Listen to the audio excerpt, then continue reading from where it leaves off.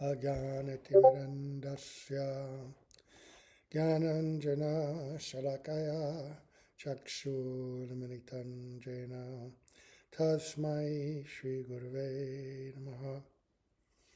Guruve Gaurachandraya Radhikaye Tadalaye Krishnaya Krishna Bhaktaya Tadabhaktaya Namo Namaha. Yam Prabhajantam Manupeta Apeta Kutyam Rapaino Viraha Katara Ajuhava Putreti Tanmaitaya Taravo Binedus Tam Savabhutam Hridayam Munim Anatosmi Narayanam Namaskritya Naram Chaiva Narottamam Devim Saraswatam Vyasam Tato Jayam Udirayat Bhaktya Vihina Parada Lakshay Kiptashtakamari Tarangaramadye Kripa Maitvam Sharanam Prapannam Vrinde Namaste Charanarvindam Tave Vasmi Najivami Tvaya Vina Iti Vigyaya Radhe Tvam Nayanam Charanandike Vancha Kalpatarubhascha Kripa Sindhubhya Evacha Patitanam Pavanebhyo Vaishnavebhyo Namo Namaha. So we begin by offering our most humble obeisance unto the lotus feet of our beloved Gurus, unto Sri Guru Pada Padmanita Lila Vishta Om Vishnu Pad Asto Tarsat Sri Simad Bhakti Vedanta Swami Maharaj Srila Prabhupada and Sri Guru Pada Padmanita Lila Vishta Om Vishnu Pad Asto Tarsat Sri Simad Bhakti Vedanta Narayan Goswami Maharaj under our exalted Rupanuga Varga and all the assembled Vaishnavas Vaishnavis. I'm going to move just a little bit. The light's not quite right. Here we go. Thanks. How's the light? Oh, better. Okay. And just so you can see again where we are, there we have the beautiful Sri Radha Govinda, Sri Chaitanya Mahaprabhu.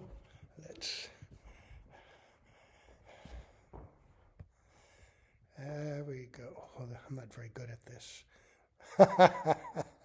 Okay.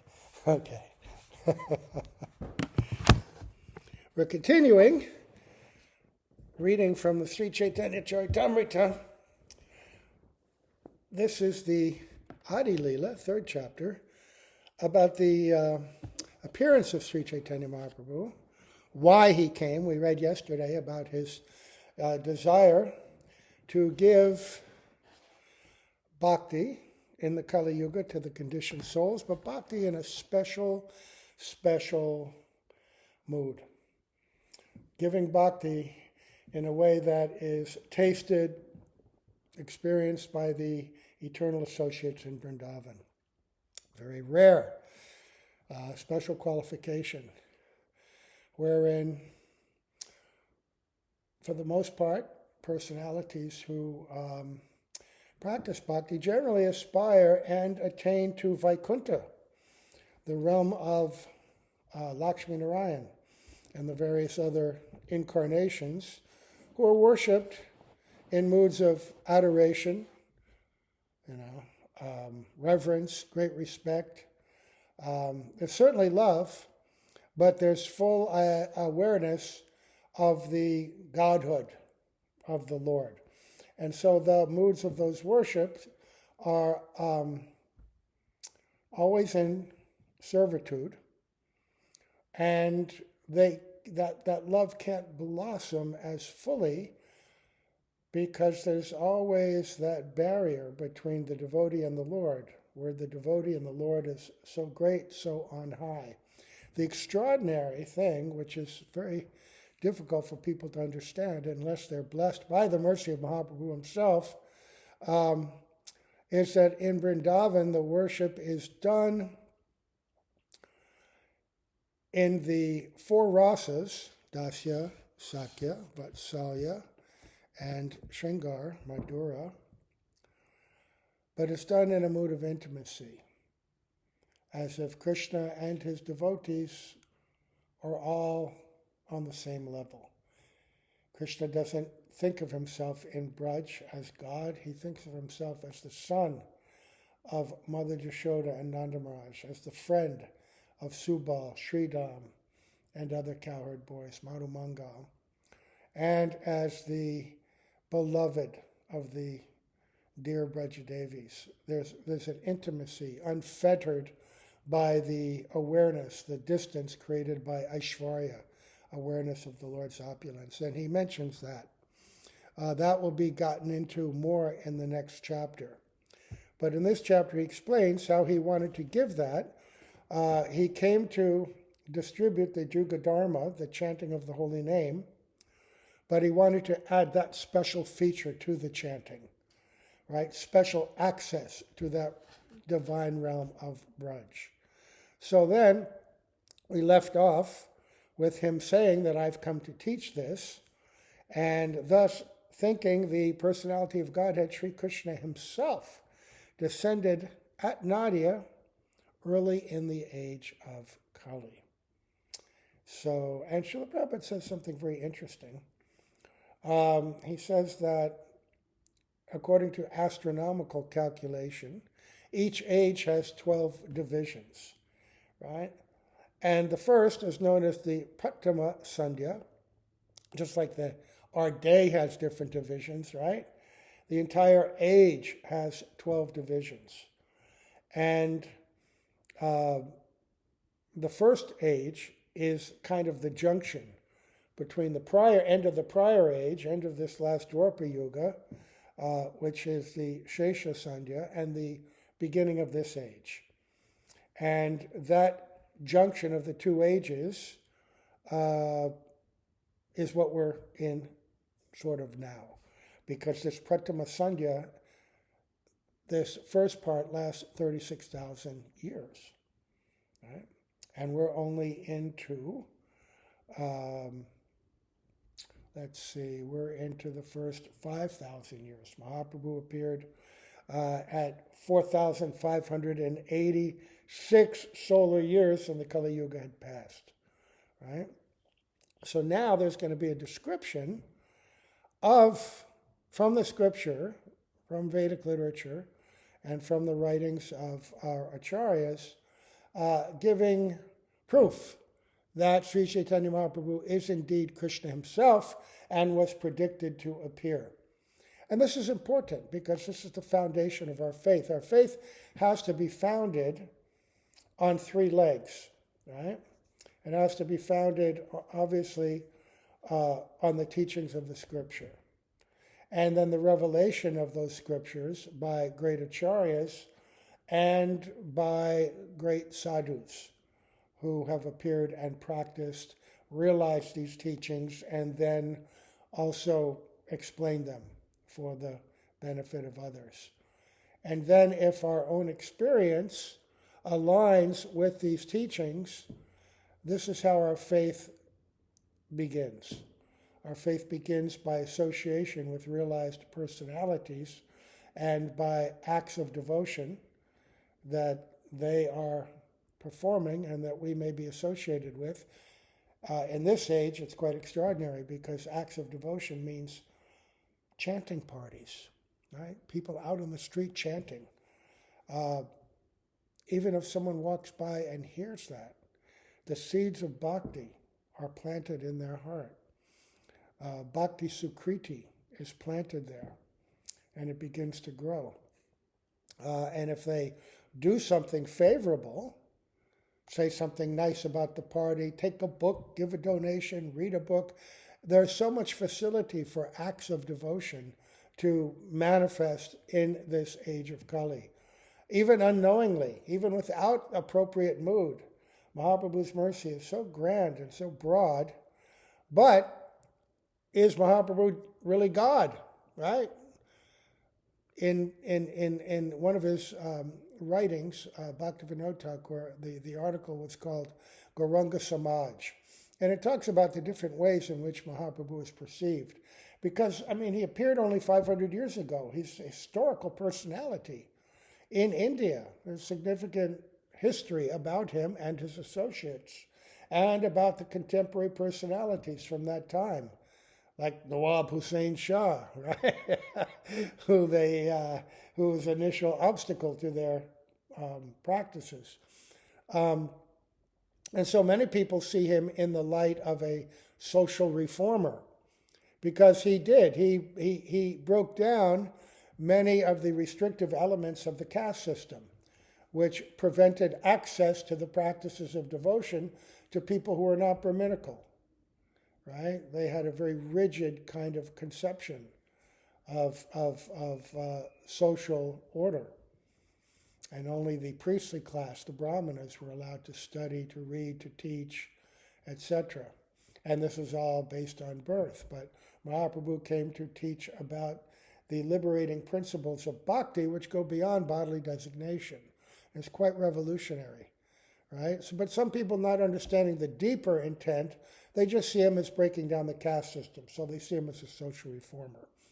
Others who study his religious teachings and his, Gaudiya Vaishnav school, see him as a great devotee, right? And the teacher of Rupa, Sanatan, and all the authors that came from his line. To understand him as God is another level.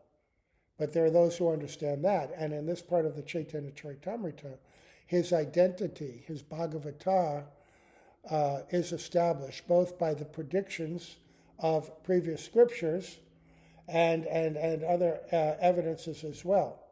His bodily features, his actions, his activities, so many things. So, Krishnadas Kaviraj has compiled all this very beautifully.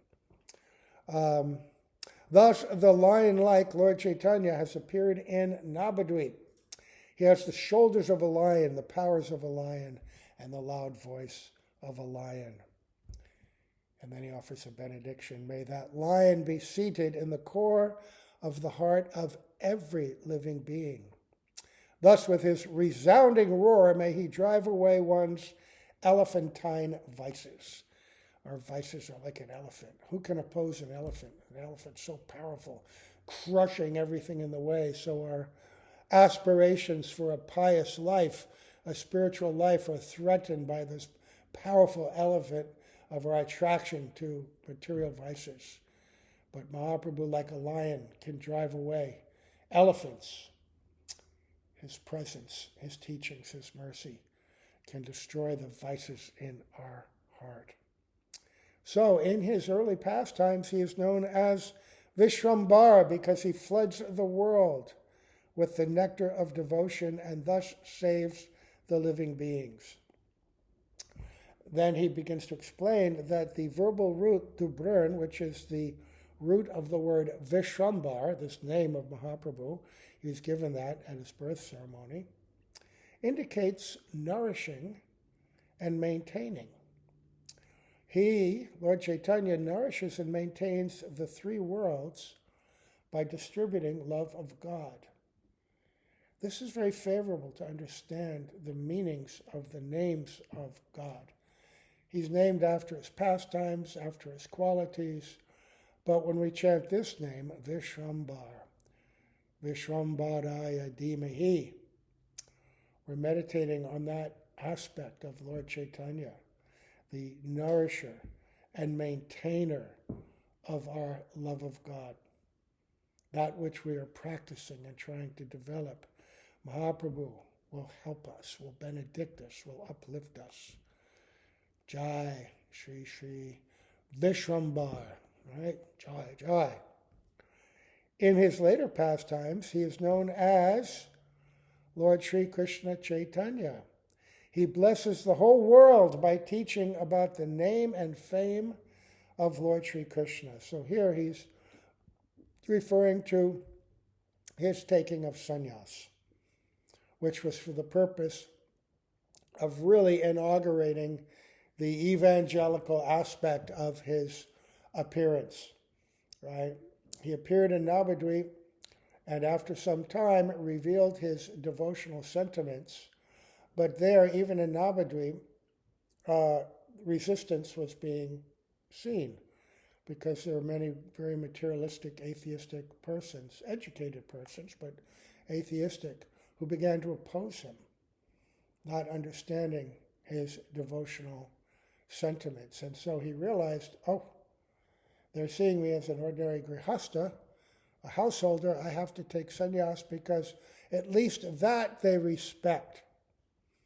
So he took the sannyas order, and then also he left, because sannyas no longer stays at home.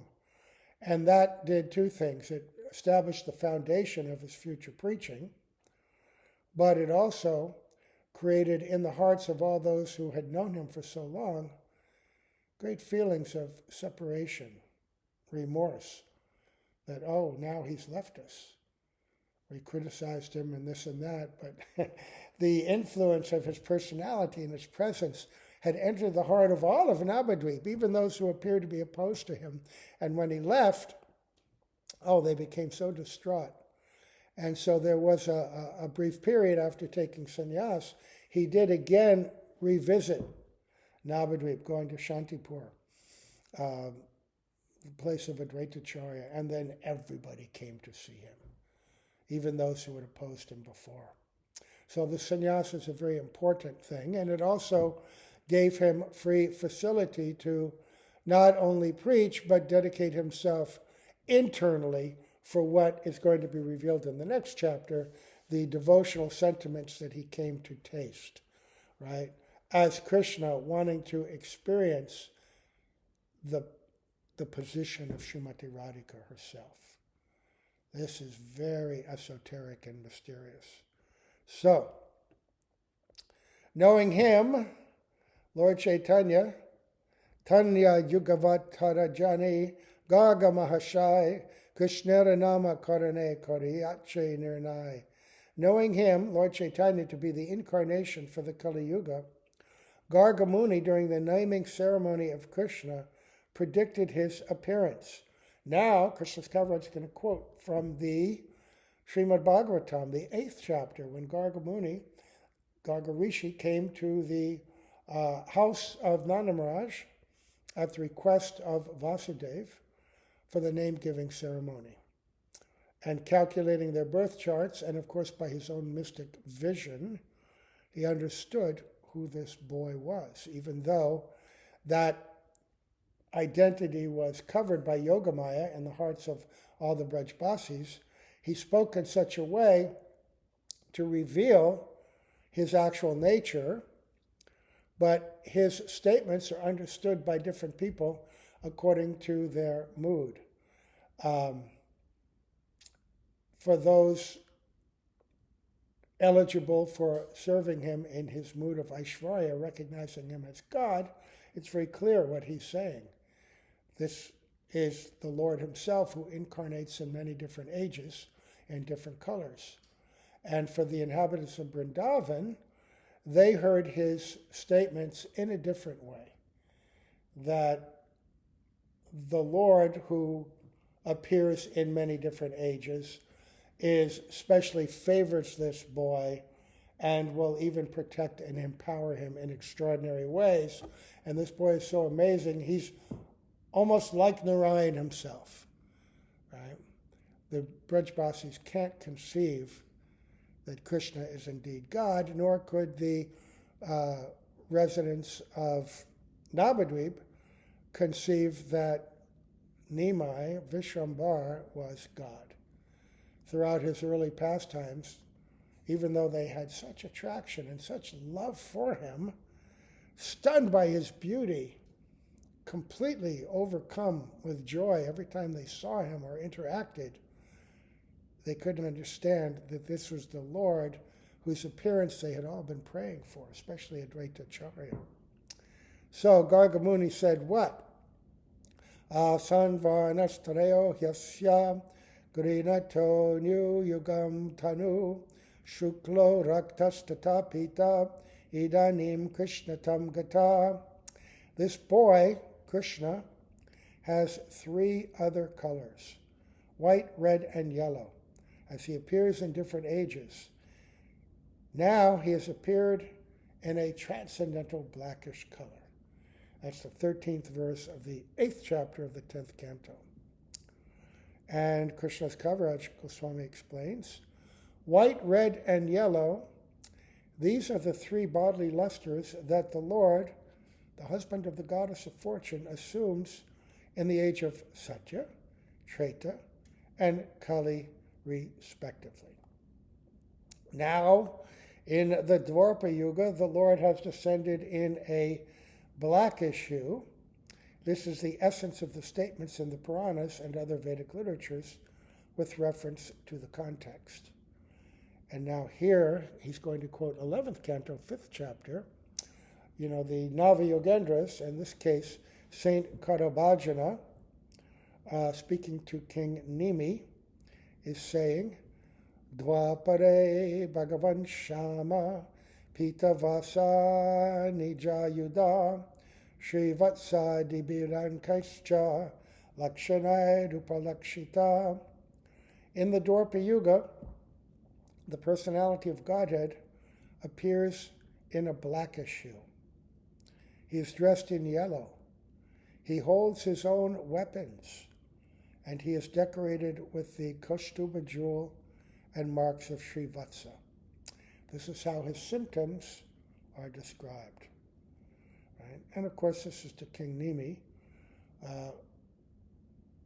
The Lord had not yet appeared. They were describing how he appears at different times. So, Krishna's Kaviraj says that the religious practice for the age of Kali is to broadcast the glories of the holy name. Only for this purpose has the Lord in a yellow color descended as Lord Chaitanya. And Srila Prabhupada has a very nice purport here. And he quotes from Madhvacharya's commentary on the Mundakya Upanishad, quoting a verse from the Narayan Samhita. Dvaparayar Janayar Vishnu Pancharatrais tu Kevalai Kalo tu Nama Matrena Pujyate Bhagavan Hari. In the Dwapara Yuga, people should worship Lord Vishnu only by the regulative principles of the Narad Pancharatra and other such authorized books. That's the statements which give descriptions of deity worship, performed in a very strict and high-class way. So Dwapara Yuga, that is the principle. In the age of Kali, however, Kalo tu nama matre na pujyate bhagavan hari. In the age of Kali, however, one should simply chant the holy names of the Supreme Personality of Godhead. Think about that. At every moment, at any time, we can be connected and we can be engaged in the highest practice, according to Vedic injunction, of connecting and worshiping the Lord, simply by chanting his delightful, beautiful, holy names. So now he quotes the Kali Santarana Upanishad, and it says, Hare Krishna, Krishna Krishna, Hare Hare, Hare Rama, Rama Rama, Hare Hare. Iti Sodakshakam Nam Nam, Kali Kalmasa Nashanam, Nata Parata Rotpaya, Sava Vedeshu Dushyate. After searching through all the Vedic literature, one cannot find a method of religion more sublime for this age than the chanting of Hare Krishna. Wow. Okay. So then, he's going to give Krishna's Kaviraj more description about Mahaprabhu, because there are many ways by which the Lord is revealed and recognized. here he's going to discuss a little bit about his bodily features. When we were living in South India, we would visit sometimes Tirupati. And this is where that very famous deity, Balaji, is, Pakinteshvara. But down below in the town, there's another very old and famous temple. And on one wall, they had all these different forms of different kinds of living entities, and a description of the physiognomy, the length of the arms, the proportion of the neck to the rest of the body, the size of the head, all the different features, and how long they are and how they proportion and relate to each other. And according to these features, you could define what kind of personality that was. Even ordinary person, different kinds of demons, different kinds of demigods, and ultimately the forms of Vishnu Tattva, right? So they're very special form that the Lord has that no one else has. So, and also aspects of his effulgence and his voice and so many other things, his eyes. The luster of his expansive body resembles molten gold.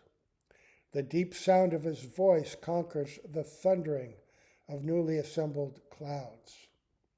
One who measures 4 cubits in height and in breadth by his own hand is celebrated as a great personality. So what's a cubit? A cubit is like from your fingertip to your elbow, right? At least that's what the biblical cubit is, the Egyptian cubit, the Western cubit. Mahaprabhu had very long arms down to his knees. So I don't know how long his cubit was, but he was considered quite tall. But if you have that proportion, boom, boom, then you're 4 times that, a great personality. Such a person is called Nyagroda Parimandala. Sri Chaitanya Mahaprabhu, who personifies all good qualities, has the body of a Nyagroda Parimandala. And Srila Prabhupada says this is unique to the Lord, the description that we're getting here. He says these features certainly indicate an incarnation of Vishnu and no one else. Right, and sometimes when you see pictures that were painted in Orissa during Mahaprabhu's time, contemporary to Mahaprabhu, or those that had seen him, right, or based on descriptions of those who had seen him, you see his bodily features quite different from what we are used to seeing. Very long arms, very broad shoulders, and symptoms of ecstasy that are described in the scripture, but were actually witnessed by people of that time. Like when his eyes were shooting tears, like syringes, like hoses shooting out. And as he's spinning and dancing, all those around him becoming soaked from those ecstatic manifestations. His arms are long enough to reach his knees. His eyes are just like lotus flowers. His nose is like a sesame flower. And his face is as beautiful as the moon. He is peaceful, self-controlled. Shanta Danta Krishna Bhakti Nishta Parayana Bhakta Vatsalya Shushila Sarvabhute Sama. He is peaceful, self-controlled, and fully devoted to the transcendental service of Lord Sri Krishna. He is affectionate towards his devotees. He is gentle, and he is equally disposed toward all living beings. Oh, there's a devotee I know in Houston called Sushil. It means of good character. It's a name for Mahaprabhu. perfect, spotless character. He is decorated with sandalwood bangles and armlets and anointed with the pulp of sandalwood. He especially wears these decorations to dance in Sri Krishna Sankirtan. This is the beautiful form of Nimai, the son of Mother Shachi, Shachinandan, before taking sannyas, with his beautiful dark hair curly dark hair spilling over his shoulders, right? Dressed in beautiful cloth, nicely folded 3 ways, with bangles, with sandalwood pulp, dancing ecstatically in the presence of others. Anyone who would see that would be transformed, uplifted, experiencing such love of God. Recording all these qualities of Lord Chaitanya, the sage Vaishampayana included his name in the Vishnu Sahasra Nam. The pastimes of Lord Chaitanya have 2 divisions: the early pastimes, Adi Lila, and later pastimes, Shesh Lila. He has 4 names in each of these 2 Leelas. Now, he's going to quote from the Mahabharata, which is the Dana Dharma, the Vishnu Sahasranam Stotra. And Baladev Vijabhushan gives a commentary on that, asserting that this definitely applies to Lord Chaitanya and definitely reveals him as the Supreme Personality of Godhead, referencing other Upanishadic verses as well. So this verse, we know this verse, right? It's very famous. Suvarna vano he mango, varnangash chandanan gadi, sanyasa krich chama shanto, nishta shanti parayana.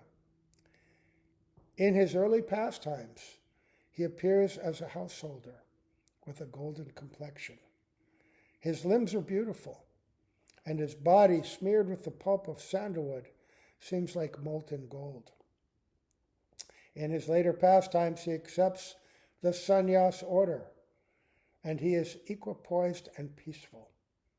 He is the highest abode of peace and devotion, for he silences the impersonalist non-devotees. There are so many statements in there which completely line up with the pastimes of Mahaprabhu, his appearances, activities, his mission, right? He begins as a householder, beautiful, golden complexion, limbs perfectly proportioned, smeared with sandalwood pulp, right? In the most lovely way. And then accepting sannyas.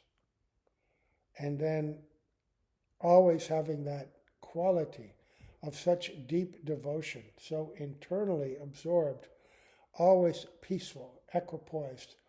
Nothing in the external world could disturb him at all. And also silencing the impersonalist devotees. Just like our gurus, Nirvishesh Shunyavadi, Paschata Deshatarine, who come to preach Gauravani Pracharine, but part of that is to destroy the poison of impersonalist philosophy. So Mahaprabhu also did that. His discussions with Sarvabhauma Bhattacharya, right? And others, he completely eradicated and destroyed that. And of course, by his instructions to Rupa Goswami, Sanatana Goswami, and their writings, Jiva Goswami, which would continue that work. As long as our acharya is in this world, we always have to fight because this impersonal conception is always there, threatening the welfare and the progress of the living being, the poison of wanting to be God oneself, right? Not wanting to enter into the nectar mood of loving devotional exchange. But Mahaprabhu came to teach it, but teach it also by living it and showing it to such a degree that anyone who saw him was attracted and transformed. Right? So, Krishnadas Kaviraj says, in the Srimad Bhagavatam, it is repeatedly and clearly said that the essence of religion in the age of Kali is the chanting of the holy name of Krishna. Now he quotes the next verse of that Saint Karabhajana, which is, Iti dvapara urvisha stuvanti jagarishwaram nana tantra vidanena kalava pijata shranu. O king, in this way people in Dwapara Yuga worship the Lord of the universe. In Kali Yuga, they also worship the Supreme Personality of Godhead by the regulations of the revealed scriptures. Now kindly hear this from me. Now, this verse, again, this is one of the ones we all know. This is important. We should refresh ourselves at this time of Mahaprabhu's appearance because these, again, as I mentioned, these are the foundations of our faith. Our faith is grounded initially on the authority of Scripture, right? Shraddha based on Shastra. And then by following Scripture and practice and associating with devotees, it begins to mature in other ways as anarthas and obstacles begin to fall away and the mind becomes purified and eligible for greater experience when the nature of the holy name begins to reveal itself to us. Then this understanding of the Scripture expands, of course, more and more, but then something else, this taste, this ruchi, and this deep attachment begins to form in the heart. It becomes a self-fulfilling reality. Right? So here, this is one of the early verses we always remembered. Krishna varnam trisha krishnam, sango pangastra parshadam, jagdai sankirtana prayarya jantihi sumedassaha. In the age of Kali, intelligent persons perform congregational chanting to worship the incarnation of Godhead, who constantly sings the name of Krishna. Although his complexion is not blackish, he is Krishna himself. He is accompanied by his associates, servants, weapons, and confidential companions. That's again from that 5th chapter of 11th canto. And Srila Prabhupada cites Jiva Goswami's explanations in the Kram Sandarbha, one of his 6 treatises on the nature of bhakti, which establish irrefutably all the conclusions and teachings of Rupa Goswami, but in a broader way. Rupa Goswami is explaining devotion and the nature of developing and maturing in one's spiritual identity and ras. But Jiva Goswami broadens this through scriptural references and proofs. That was his mission, to write authoritatively so that there could be no question about the writings of Sri Rupa. So, let's see. Srila Prabhupada,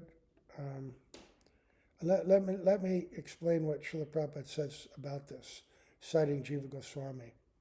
So this idea, what is this Krishna Varnam? He says it means Sri Krishna Chaitanya. Krishna Varna and Krishna Chaitanya are equivalent. The name Krishna appears with both Lord Krishna and Lord Chaitanya Krishna, right? Sri Krishna Chaitanya, right? So they're equivalent, right? They're of the same caste, you could say. The Varna, right? We've got our 4 Varnas. Well, this is the category of God, of Krishna, the Krishna Varna, and they are the same. The name Krishna appears with both Lord Krishna and Lord Chaitanya Krishna. And that Lord Sri Chaitanya Mahaprabhu always engages in describing Krishna and thus enjoying transcendental bliss by chanting and remembering his name and form. He explains that Lord Chaitanya, or Lord Krishna himself, appears as Lord Chaitanya to preach the highest gospel. Isn't that amazing? And that, of course, that goes back to what we heard before. Unless I myself teach it and practice it, who will understand it? Right? Bhagavad Gita. Right? The 2 verses, Paritananaya sarunam vinashaya chadushkatam, Dharma sangstarpanartaya, sambhavami yuge yuge, right? And then yad yada charati shreshtash tatadeve tarojana. Sayat pramanam kurute lokastamanuvartate. I come age after age, right, to teach this, to repress, subdue atheistic, demoniac tendencies, uplift, protect the devotees, reestablish Dharma, and I do it by my own example. Because whatever a great person does, common men will follow. So, he goes on to explain that verse. Varna yati means describes or utters. So Krishna Varna means one on whose lips the names of Krishna are always there. Lord Chaitanya always chants the holy name of Krishna and describes it also, because he is Krishna himself. And whoever meets him, Srila Prabhupada says, will automatically chant the name of Krishna and later describe it to others. This is very powerful. And this is also a symptom of those who are the devoted followers of Mahaprabhu. In other words, those perfected souls who have descended to propagate the mission of Mahaprabhu. Isn't that the symptom of the Uttamadhikari? That whoever sees them, hears them, associates in any way, they also begin to chant the holy name.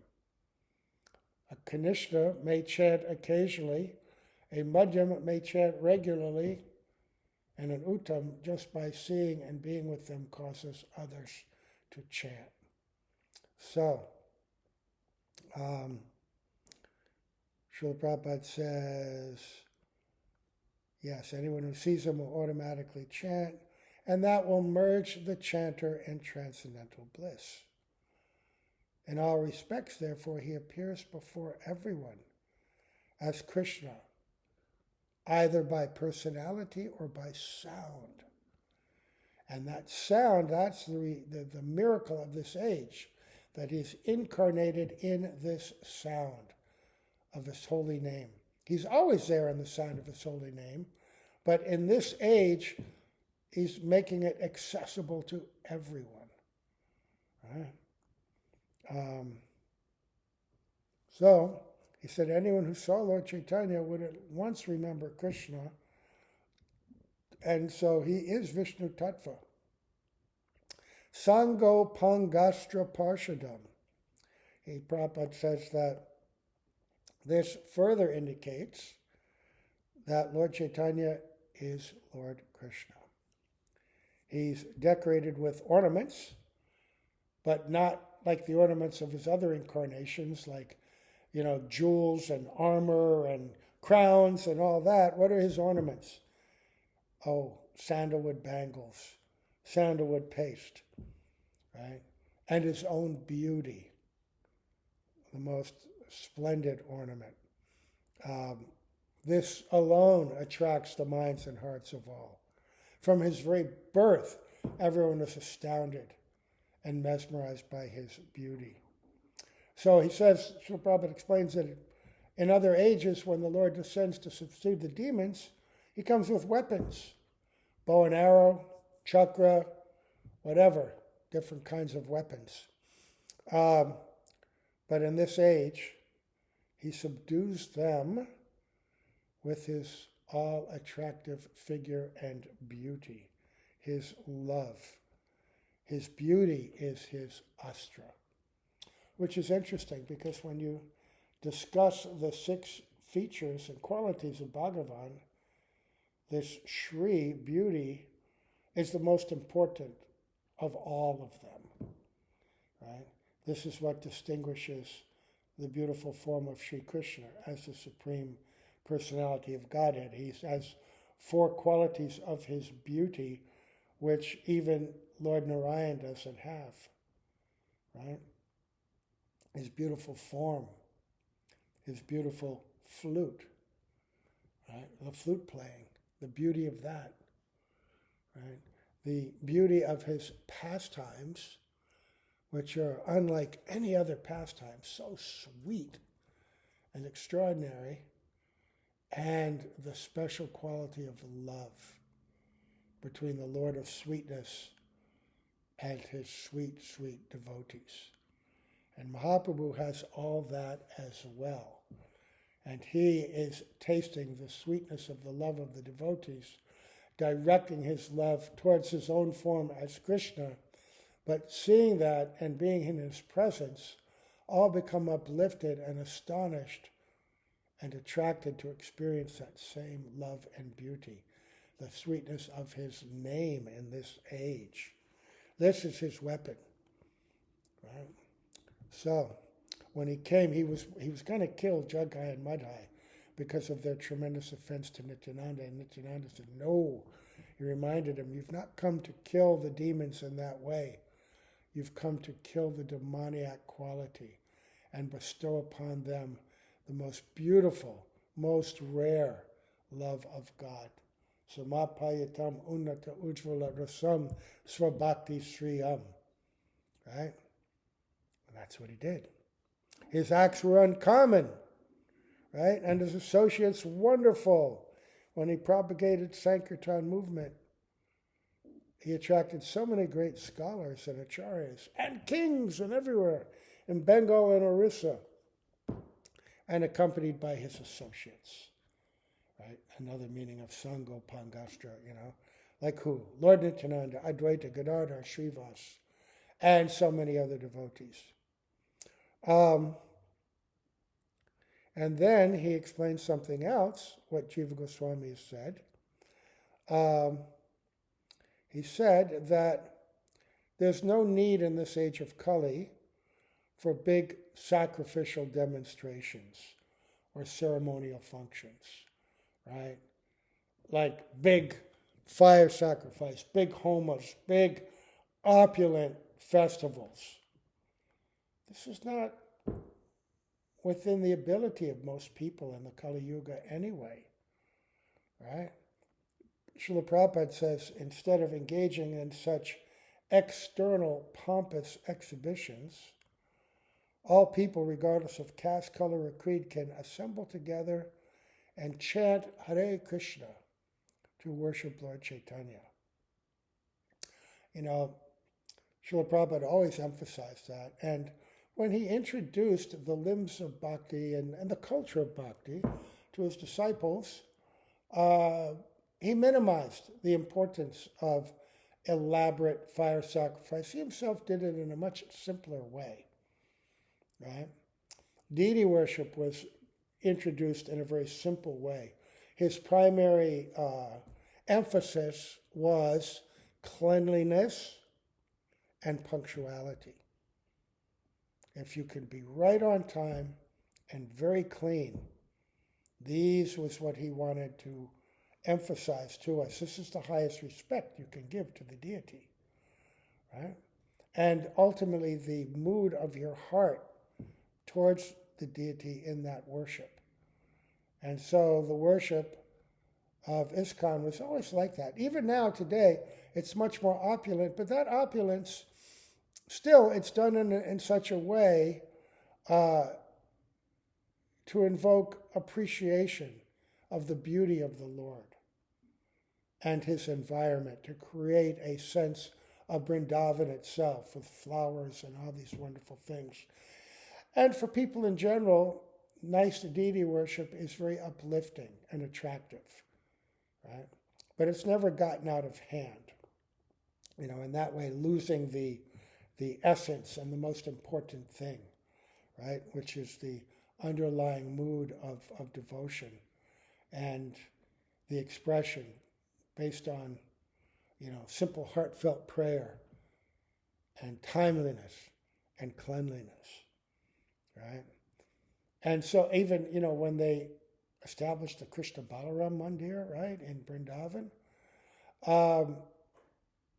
in order to accommodate the conventions of the culture, Srila Prabhupada invited and had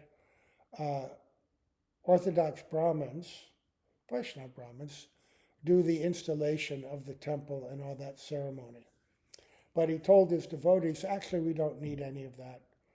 Whenever they're doing all the rest of this, make sure that kirtan is going on.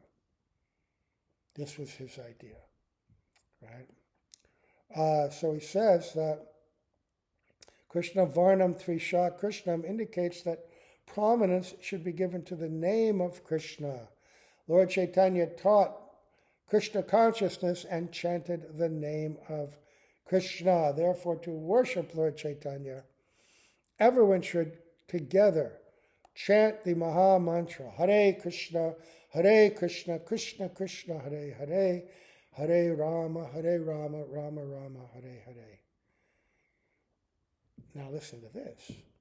He says to propagate worship in churches, temples, or mosques is not possible because people have lost interest in that. By and large, they have.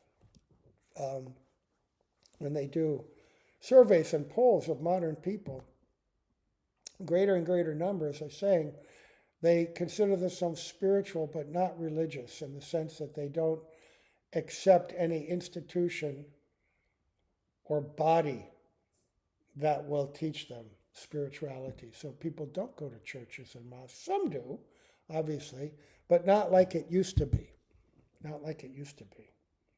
He says people have lost interest. But anywhere and everywhere people can chant Hare Krishna. Thus, worshiping Lord Chaitanya, they can perform the highest activity and fulfill the highest religious purpose of satisfying the Lord. So kirtan can be done anywhere and everywhere, and we're seeing increasing popularity in kirtan festivals. Even though a lot of these festivals, these bhakti fests, are run by people that are not really devotees, they're Mayavads, nevertheless, chanting is there, and devotees have an opportunity to go to these festivals and give the real chanting, right?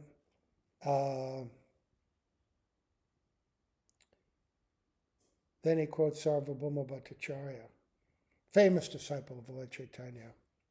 The principle of transcendental devotional service having been lost, Sri Krishna Chaitanya has appeared to deliver again the process of devotion. He is so kind that he is distributing love of Krishna. Everyone should be attracted more and more to his lotus feet, as hummingbees are attracted to a lotus flower. So what are we getting here? We're getting what Krishna's Kaviraja's plan here when he's giving this Chaitanya Charitamrita. He wants us to understand clearly, one, Lord Chaitanya is Krishna himself, he's God. And oh brothers, oh sisters, oh mothers, oh fathers, everyone know that the most sublime way of approaching and connecting with the Lord, for the highest benefit of all, is this chanting of the holy name. Simply this chanting. And this is Krishna himself coming to give this. So he says, Shunabai ehi sabha Chaitanya Mahima. Mahima means, right, the glories, right? Chaitanya Mahima. Ehi shloke kohitandra Mahimara Simha. My dear brothers, please hear all the glories of Lord Chaitanya. This verse clearly summarizes his activities and characteristics. This one, Krishna Varnam Trisha Krishnam. He says the two syllables, Krishna e dui varna sada jandra mukhe. Varna in this instance means syllables, right? Krishna Varnam Trisha Krishnam. These two syllables, Krishna, are always in his mouth. Or he constantly describes Krishna with great pleasure. In the Chaitanya Bhagavat, we don't see Lord Chaitanya's pastimes like that while he's in his scholarly pastimes. While he's a very young child, he encourages others to chant because they see that if he's disturbed or upset when they chant the names of Krishna, he becomes peaceful. But when he becomes a scholar, he's teaching grammar and logic and rhetoric, and he doesn't seem interested in devotion. That's the purpose to this.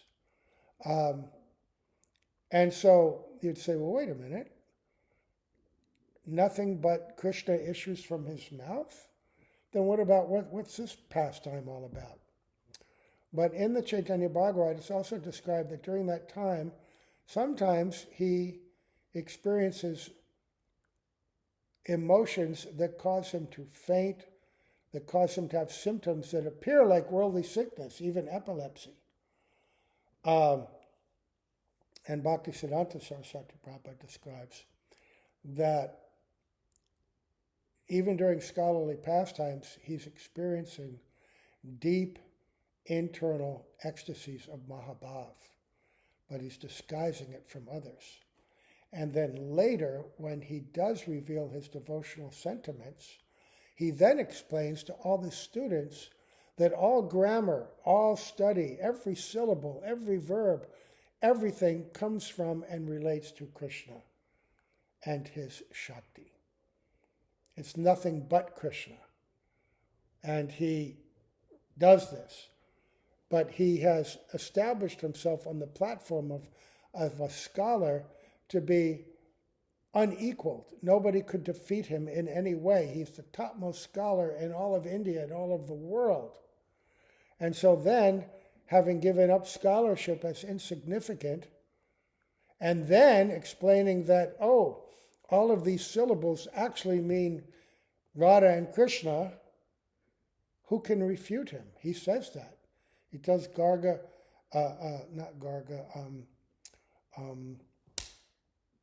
Gangadas, is one of his teachers. Who can stand against me when I say this after he's revealed himself? Right? And that's a fact. No one would dare. Oh, Nimai, he was the greatest of scholars. Now he's doing this. They couldn't all understand it, but nobody could refute him. And then Bhaktisiddhanta Saraswati Prabhupada explains how this scholarly pastime was actually a hidden means of also tasting devotional sentiments. He took great internal joy in the scholarly pastimes because on the one hand, it was the setting up for his, undisputed preaching, but on the other hand, what he later taught everyone, that all of this is all about Krishna, he could experience it even at that time, right? His own realizations and experiences were hidden by Yogamaya, but he was never covered by thinking that grammar and all of this is so important. He knew the underlying nature of all of that. Vedaischa savayaraham eva vedyo. Vedanta krid veda vedeva chaham. Krishna says, all this Veda, it's me. It's coming from me. I know it completely. Right? I am the Veda. So, nothing but Krishna issues from his mouth at any time. Right? At any time. So, if someone tries to describe him as being of blackish complexion, the next adjective, Trisha Akrishnam, restricts him.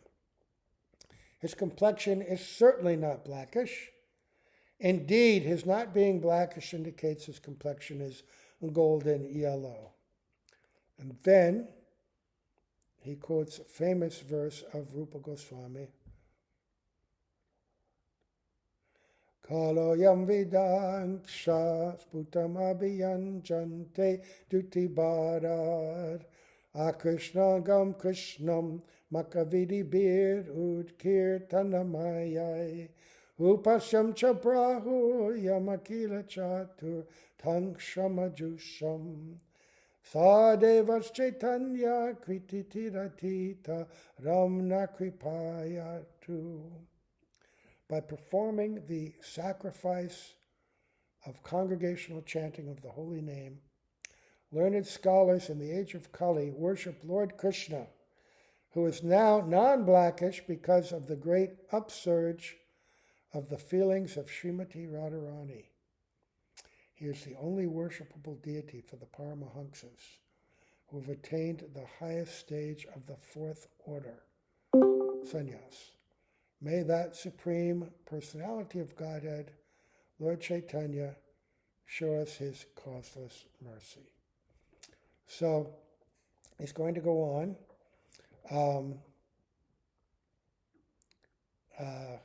explaining that verse more and more. But to end here, tomorrow we will discuss the internal reasons. I mean, actually, this Chapter 3 we could spend weeks on, but this is condensed. But here we have gotten the essence of it, why he has come, who he is, right? Everyone can read more on their own if they like.